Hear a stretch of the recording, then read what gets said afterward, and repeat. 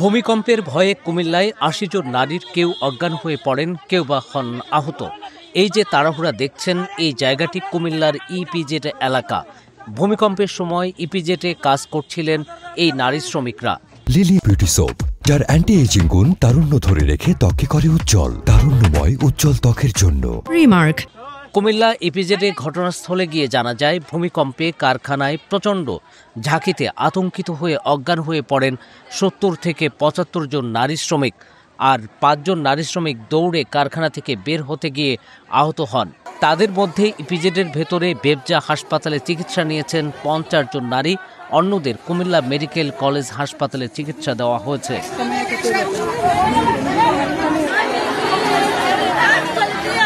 আহত নারীদের বিষয়ে তথ্য দিয়েছেন কুমিল্লা ইপিজেড পুলিশ ফাঁড়ির ইনচার্জ মোহাম্মদ সাইফুল ইসলাম।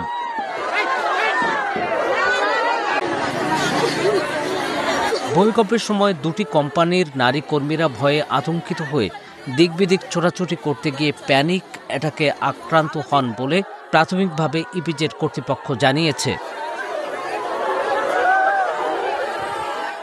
শুক্রবার সকাল 10টা 38 মিনিটে কুমিল্লা সহ দেশের বিভিন্ন স্থানে ভূকম্পন অনুভূত হয়।